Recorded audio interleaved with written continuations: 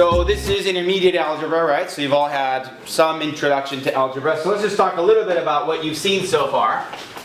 When you first start talking about algebra, you start off with incredibly simple things like that, right? I mean, just really obvious things. So obvious that perhaps they're a little confusing when you first run into that. Like, why would you throw in a letter when we're just asking me to, why didn't you just ask me to do 5 plus 3? Feels like we're forcing a variable to be in there. But okay, so then we very quickly up the ante a little bit and mix them around a little. How about 5 equals to x plus 3? Okay, so that's a little bit more challenging. Blank plus 3 equals to 5. I'm sure right now it's really easy, but when you first ran into that, I'm sure it probably, kind of gave you pause. But blank plus 3 equals to 5, obviously the answer is, solution is x equals to 2, okay? So now why is that the solution? Because if we replace the x with that value, right, if we have 5 equals to blank plus 3, and we replace that x with a 2, then we know that that makes it a true statement, right? This, blue is not the greatest color. How about that one? So 2 plus 3 equals to 5. It's a true statement. True statement. Good. Okay, but then, we up the ante a little bit. Maybe we get into something a little crazier. How about you had to deal with more than one copy of the variable x? So maybe like 3x plus 7 equals to 9x minus 5. Okay, well this one was so easy that you can just stare at it and know the answer, right? But this one is not that easy. You can't just look at it and just instantly know the answer, at least I can't. So we had to develop this whole algebra structure to help people organize the information and get to the solution, right? So I'm gonna copy it over here. 3x plus 7 equals to 9x minus 5. So the whole thing is based on the idea that we want to maintain the equality, right? This is a true statement. This is an equation, right? So the left-hand side equals the right-hand side. So we want to maintain that equality as we go through, but we want to come up with an equivalent statement to this one, which ultimately solves for x. We know that we can do any operation we like as long as we do it to both sides, right? Maintain that balance. And so in order to solve for x, there's lots of different paths to the answer. That's part of the reason why algebra is so challenging at first when you first see it, because there's just different paths to the answer and we're just sort of used to, one way, one solution. So one way to achieve the answer would be to maybe move this guy over here, minus 9x minus 9x. So we end up with negative 6x plus 7. These become 0, so minus 5. Next, maybe move that guy over there. So minus 7 minus 7. We end up with minus 6x equals to negative 12. And then finally, we divide everybody by negative 6. So negative 6x equals to negative 12. Divide this side by negative 6. Divide that side by negative 6. We end up with x equals to positive 2.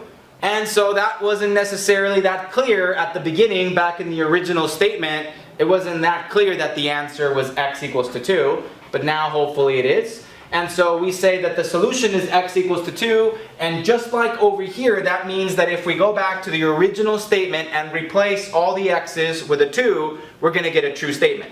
So the fact that x is a solution, x equals to 2 is a solution, means that this,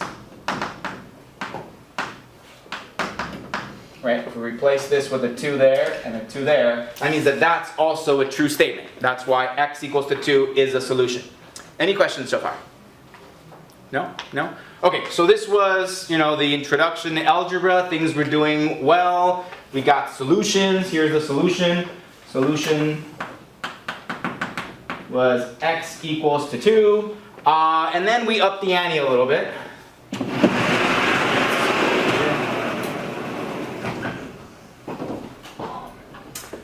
So what did we do? We said, well, how about if we deal with something like x plus y equals to 5? Not just one variable, now we got two variables to deal with. So just like before, the beginning is really easy. So we can probably just look at that and come up with an answer. How about 3 and 5? How about 3 plus 2 equals to 5? This means that I'm stating that x equals to 3 is the solution and y equals to 2, right? That's what we're stating is the answer. But is it the answer? Is it the only answer? No. No, right? We can also flip it around. How about if the x is a 2 and the y is a 3? That's also a solution. How about if x is 4 and y is 1? Right? 4 plus 1 equals to 5, or the other way around. How about some decimals? We can also throw in some decimals in there, right? How about 4.1 plus 0.9, that's equal to 5. How about if we throw in some negative values? About negative 12 plus what equals to 5? 7? 17. 17, all right. So negative 12 plus 17 equals to positive 5. So we can keep going, right? We can play this game all day. We can come up with an infinite number of possible answers. So it changes the game a little bit because before we had a unique answer. X equals to 2. X equals to 7/3. We had an answer and that was it. We can plug it in. We can evaluate it. We were done. Here we have a whole family of answers. A whole infinite set of answers. So we first of all have to rethink about the way we even present our answer. Okay? So we don't have a unique answer, we have a family of answers and we can represent them first of all with ordered pairs. So the definition of ordered pairs, if you recall, is this. An ordered pair A comma B, for an ordered pair A comma B, we write the value of the independent variable in the first position and the value of the dependent variable in the second position, the right position. So the numbers A and B are called the coordinates of the ordered pair. So an ordered pair A comma B, where A and B represent numbers, is a solution to the equation in the letters x and y if the equation becomes true, becomes a true statement when A is substituted into x and B is substituted into y. So A comma B satisfies the equation. So going back to this thing, we have an equation in the letters x and y, and we would say that one solution is 3 comma 2, where this is the ordered pair. This is in place of the, this is where A equals to 3 and B equals to 2, so just to use the variables that are in that definition. So we say A and B is a solution, where in this case A is 3 and B is 2. If it's true that when we replace the x with a 3 and we replace the y with a 2, in the original statement we get a true statement. In the original equation we get a true statement, and that's exactly what happens when we do that. Right? This is the x, this is the y, and so x plus y equals to 5, and so there you go, we get a true statement. Good? Questions? Questions? So any ordered pair that satisfies the original equation, gives you a true statement when you replace the values of x and y, is said to be a solution. Good? Good, good. Okay, so for instance, if we were given something a little bit more complicated than this one, just a little bit, say we had the equation y equals to negative 2x plus 1, right? So find 5 solutions to this equation and then plot them is what it's prompting us to do. So one way to do that, we learned early on, is to organize all our information this way. We're going to create a big table where we have x there and y equals to negative 2x plus 1 there. And then we're going to find 5 solutions. They didn't specify which solutions they wanted, so it's up to you. You get to choose whatever you like. So if you get to choose whatever you like, why not make your life easy and pick some easy values? So what would be a good value for x? 0 is a great one. Very often a great value to substitute. Negative 2x plus 1, we're going to put a 0 right in there. Negative 2 times 0 is 0. So y equals to 0 plus 1. y equals to 1, and we represent this as an ordered pair a comma b. These are the solutions. And in this case, we got the ordered pair 0, comma 1. Good? Questions, comments? Questions, comments? Nope. Okay. What's another one we could try? 1. Okay, why not? Want to stay nice and basic. Y equals to -2, 1 plus 1. Put in a 1 right there. -2 times 1 is equal to -2 plus 1. Y equals to -2 plus 1. So y equals to -1. And so now we have the ordered pair, 1 comma -1. 2 down, 3 to go. All right. What's another one we can use?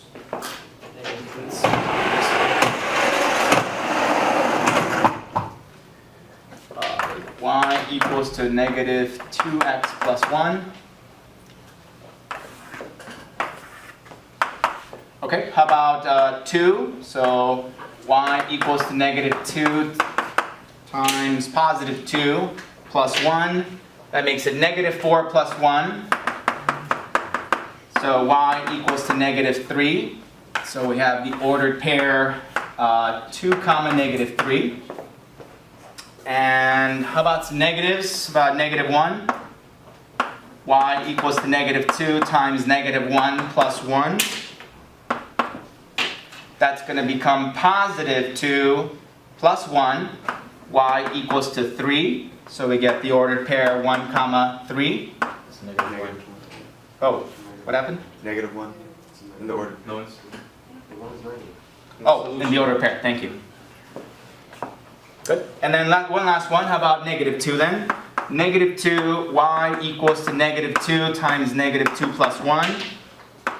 -2. So negative times negative, that's going to become positive.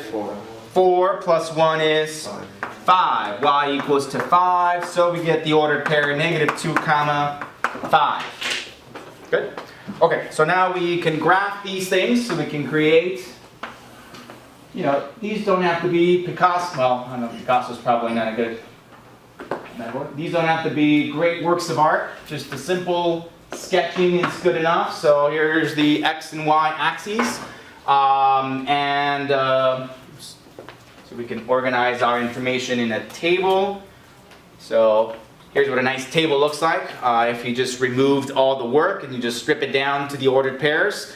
We had 0, 1, 1, -1, 2, comma -3. So we can put them on a table. I mean, I'm sorry, on a grid. 1, 2, 3, 4, 5, 6, 7, 8. Something like that. And so we can grab 0, comma 1. That would be like right around there. 0, comma 1. 1, comma -1. 1, comma -1. Right there. 2, comma -3. 1, 2, 1, 2, 3. So somewhere over here. And as you start to see, they start to form a line.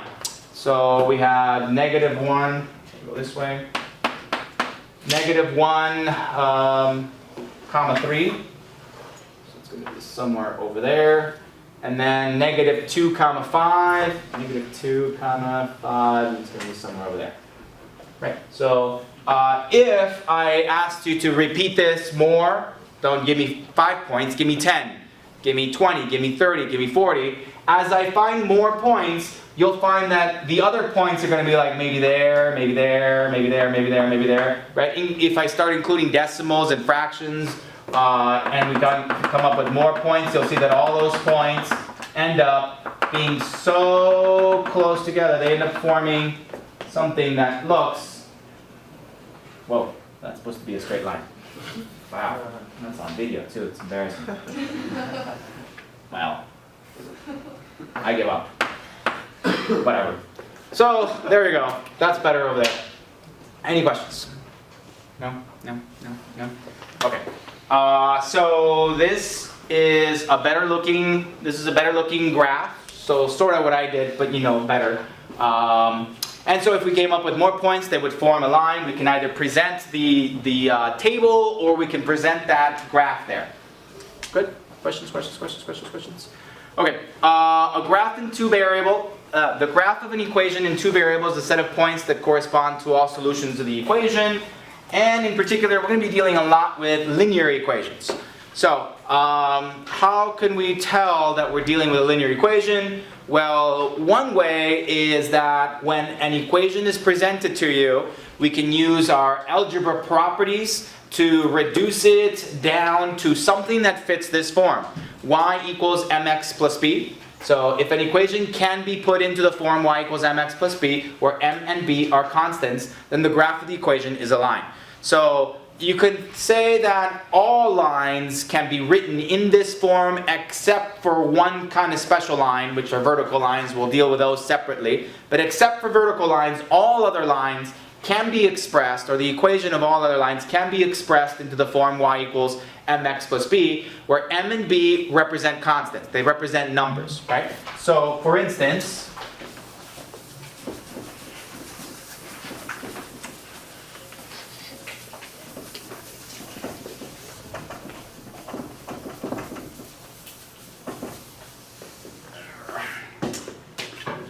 so if an equation can be written down into the form y equals mx plus b, so for instance, y equals to 3x plus 7.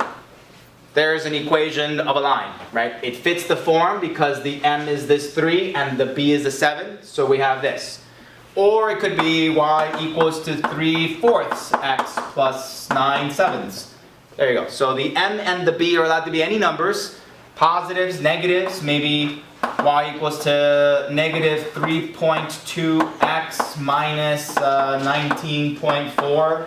There it is. So anything that fits this form, where the m and the b are allowed to be any real numbers, is going to be what we work with. And it's going to form a line. Right? Any questions so far on these guys?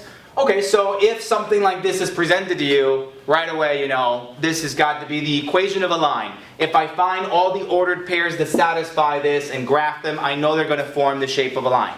That's why they're called linear equations. But what if they were in a slightly different form? What if we had something like 3y plus 2x equals to 19? How do we know that that is a linear equation if it is? What are the characteristics of an equation that would allow us to know right away when we see it, oh, that's the equation of a line? So is that a line? Yes. Yes? What if we do that? Is that a line? Did I mess it up? Yeah. You can rearrange it. Still a line, right? Because we can rearrange it. I can use my algebra skills and solve for y, ultimately get it down to this level, and we'll practice that in a little bit. So the characteristics we're looking for is that we have a maximum of two variables, right? X and y is usually the variables we use, but it doesn't have to be x and y. It could be p and q and m and whatever. So a maximum of two kinds of variables. We can repeat those more than one, that's fine. So here's an x, here's another x, that's fine. We can throw in another y if we like to. So a maximum of two variables, and the other important characteristic for it to be the equation of a line has to be that the powers, the exponents are, okay, is this the equation of a line? No, that messed it up. You cannot have powers that are bigger than 1. It's got to be, well, I should say it has to be powers of 1. Okay, so by default, if nothing is written there, we know it's a power of 1. So we cannot have exponents that are anything other than 1. We can't have, you know, this would ruin it. Oops. No longer the equation of a line because of the cube power there. We cannot have fractions on there either. No, that ruins it. We can't have that. So we'll deal with those in a different chapter. But for the first 3 chapters of this book, we are focusing on linear equations, so we're not going to deal with any of those strange things.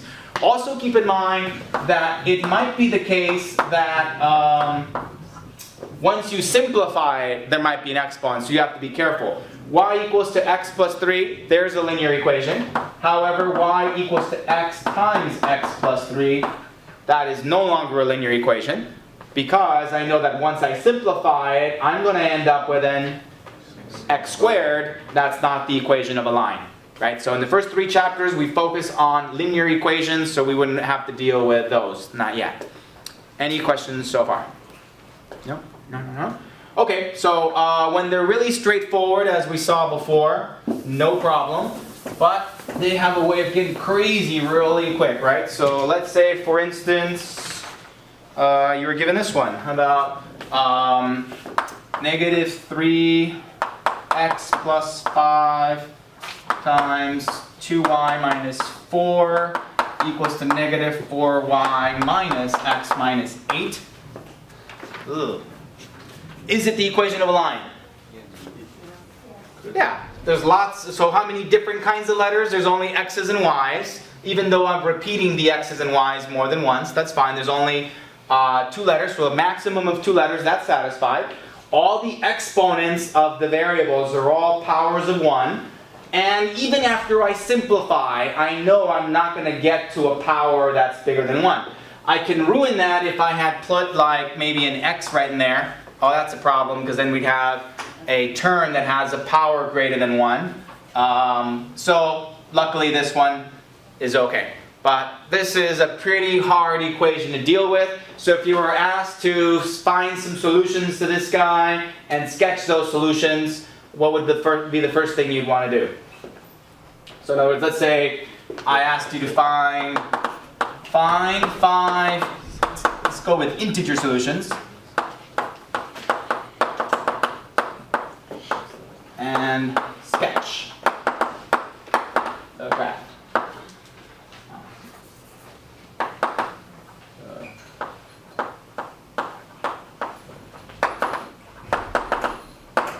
Okay, so 5. Well, first of all, what are integer solutions? What are integers? Just shout them out, yeah. They're numbers, yeah, that's true. And what kind of numbers? What's special about them?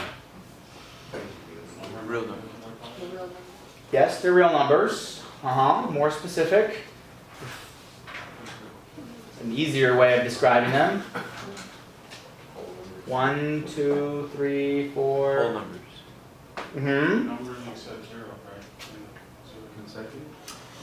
So integers are the positive and negative counting numbers, and also 0. Right? So we got the counting numbers, 1, 2, 3, right? No decimals, no fractions, the counting numbers, 1, 2, 3, 4, 5. But then also you got to think about the negative counting numbers, negative 1, negative 2, negative 3. And then so you got to throw in 0 in there, since 0 is not technically a counting number, but we throw it in there as part of the integers. Okay, so whole numbers is what we want here that are positive or negative or 0, that's what we want. No fractions, no decimals as our solution to the equation. That's what we're after. Okay, so what should we do first? Try? No, get rid of parentheses. Get rid of the simplify. Let's distribute, get rid of these parentheses here. So I'm going to have negative 3x plus 10y minus 20 equals to negative 4y minus x plus 8. So be real careful that when you distributed this minus there was a minus there. So we ended up with a plus 8. And then over here we distribute, we get to this. Now our goal is to get all the y's on one side and the x's on the other side, so we can ultimately solve it all the way down to the form of y equals mx plus b. Okay, so nothing can be simplified on this side of the equation. Nothing combines. Nothing combines on this side of the equation either. So I'm going to have to do something across the equal signs. So I'm going to add plus 4y on this side, plus 4y on this side. I'll end up with negative 3x plus 14y minus 20 equals to, these guys cancel, equals to minus x plus 8. Then maybe move this over there. So we're going to add 3 plus 3x plus 3x. I'll end up with 14y minus 20 is equal to 2x plus 8. Then I'm going to add 20 to this side, add 20 to that side, and I'll end up with 14y is equal to 2x plus 28. Finally, I divide everybody by 14. Y equals to 14y, 2x plus 28. So divide this guy by 14, this guy by 14, that guy by 14. This cancel, we get y equals to 2 over 14, which I'll reduce in a second, plus 2. And then these guys reduce to 1/7 x plus 2. Good? Fun, right? Alright, so now that we have that guy, let's create a table over here.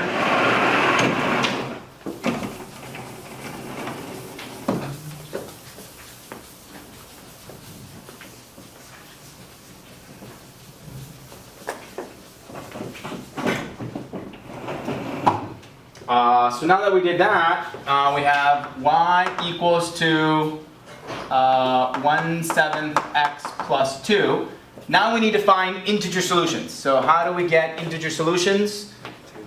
Table, okay, about x, y equals to this thing, 1/7 x plus 2. What kind of x value can I plug in? 0. Usually a great answer. Y equals to 1/7 times 0 plus 2, which means y equals to 2. And so we get the ordered pair 0, 2. Okay? How about a couple more? 7, right? So a lot of people would think 1, but 1 is going to give you a problem because if we put that as a 1, we end up with a 1/7 plus 2, which is a 2 and 1/7 as a mixed number, and that's just not an integer solution.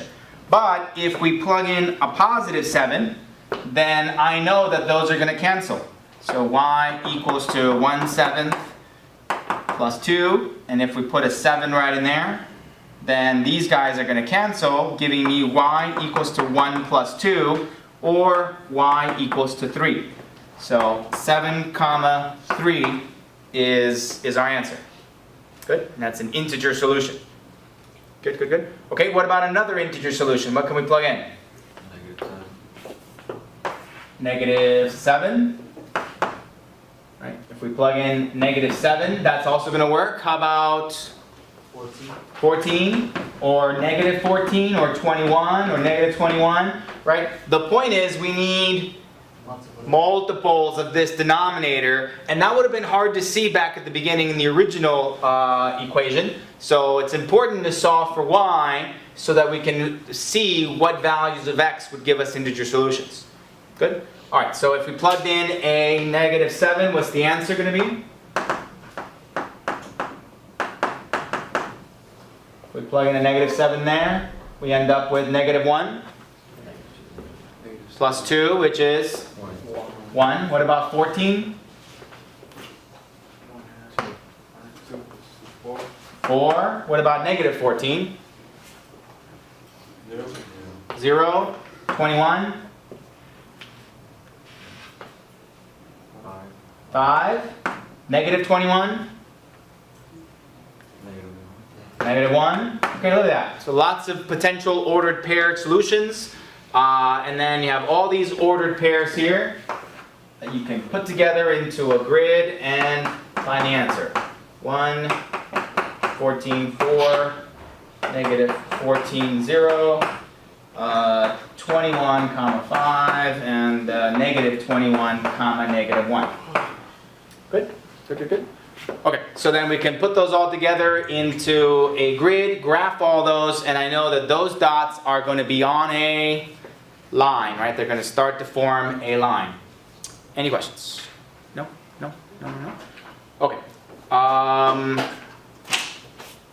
Okay, so the intercepts of a graph. The intercepts of a graph, if you recall, were the places where the graph crossed the x. So an x-intercept is where the graph crosses the x-axis. We know that at that point we have an ordered pair, and I know that the y better be a 0. It's where it crosses the x-axis, and we don't know the other one yet, right? So that's to be determined. On the other hand, up here, this is the y-intercept point. And I know that that's a place where the graph crosses the y-axis.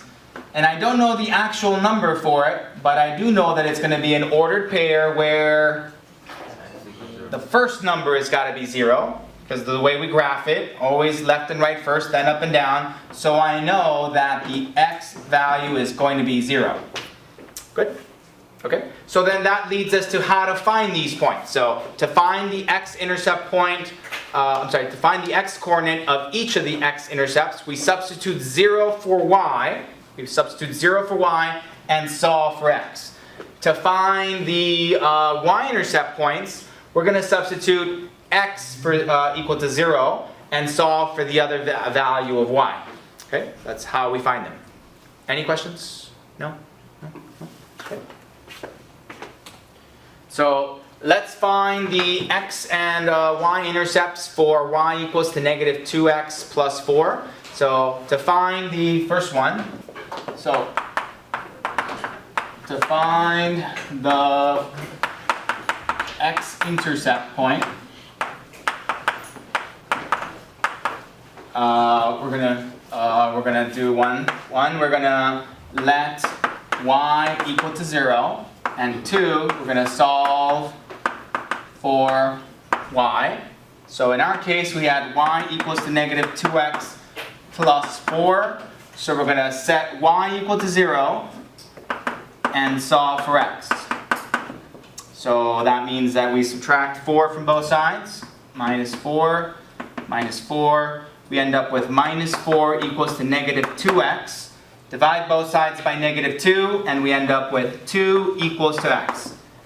Good. So what we found is that 2 comma 0 is the x-intercept point.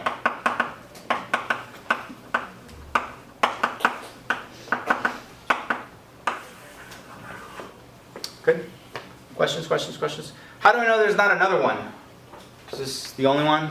Is there a second intercept point? Can I find another one? No, because the line can't cross, it can't go around and find another one. So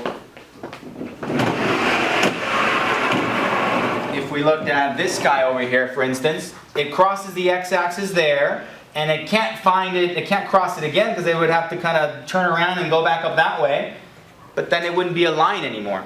So when we're dealing with lines, there could be a maximum of 1, but we really can't have 2. But if we had other kinds of curves, if we had something that was kind of wavy and curvy, then it might run into the x-axis many times. Good? Good, good? Okay, but for now, the first 3 chapters, we really only focus on lines, so we won't really have to deal with that for a while. Good? Good, good, good. So to find the y-intercept point, find the y-intercept point. 1, we're going to let x equal to 0, and 2, solve for y. Okay, so we had y equals to negative 2x plus 4. X equals to 0 means that we get negative 2 times 0. Which means that y equals to 4 is our solution. Good. So we get that 0 comma 4 is the y-intercept point.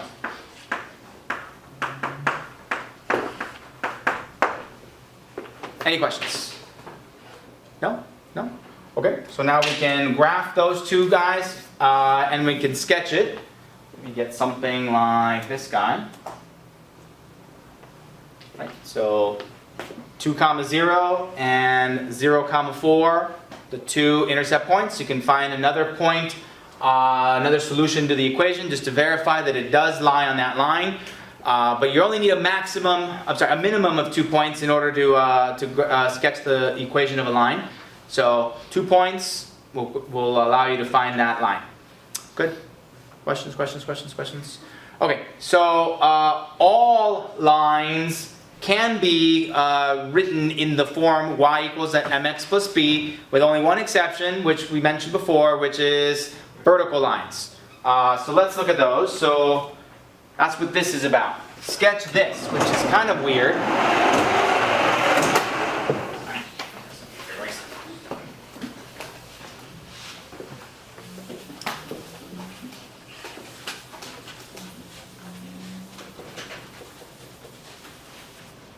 So you're given, that the equation is x equals to 3. That's really weird, right? It's so simple that it's confusing. So you're like, how do you get ordered pairs out of that thing? Well, the equation is x equals to 3. So it's a constraint. It's a constraint that says that solutions must have that x equals to 3. And there is no constraint on the y. The y is free to be anything at all. So here are some possible solutions. Solutions, right? We have x's and y's. Well, one solution is that x is equal to 3 and y is 5. Or x is equal to 3 and y is 17. Or x is equal to 3 and y is negative 4. Or 3 and negative 2.175. Or 3 and pi. And 3 and 4 squared minus 2 times 5 plus 7. Doesn't matter, just some number, right? Okay, so x is 3, always 3. Y is anything and everything. All right, so how do we graph that? So if we have a sketch, here it is, here's y, here is x, here is x, 1, 2, 3, 4, 5, 6, 7. So here's 1, 2, here's 3 right there, x equals to 3. And 1, 2, 3, 4, 5, 6, 7, 8, 9, 1, 2, 3, 4, 5, 6. Okay, so if we sketch the first one, 3, 5, let's see, there's 3, 1, 2, 3, 4, 5, here's 3, 5 right around there. And then 3, 17, well that's going to be way up there somewhere, but it's 3, 17 this way. 3, negative 4 is going to be over here, and then, so eventually we see that it ends up being something that, again, is not going to look like a straight line, is it? So it ends up being something like this, where every dot on this line is an ordered pair, where the first entry is definitely a 3, right? Any one of these is 3, something. 3, something. Right? So the first value is always a 3. So the equation of a vertical line is always going to be x equals to some number. So it's the only case that doesn't really fit in with the other equation of y equals mx plus b. It's the only one that's a little bit different. Okay. Any questions? No? No? So here's what I did, but only better. Right, so a bunch of values for x and y, we can graph all of those, and of course they all end up being a nice straight vertical line. So equations of vertical lines always look like x equals to some constant. Good? Alright, well what about the other weird one? How about that one? Y equals to negative 5. Again, we can follow the same idea that the y in this case has to be negative 5 always, and the x is free to be anything at all. So if we think about a table where we have x is any number at all, but y better be a negative 5, the graph ends up looking like what? A horizontal line like this one. So here's a case, here's a table value with a bunch of possible solutions, ordered pairs. X is free to be anything at all. The y is definitely a negative 5. And if we graph all of those, we end up with that line down there. Good? Questions? No?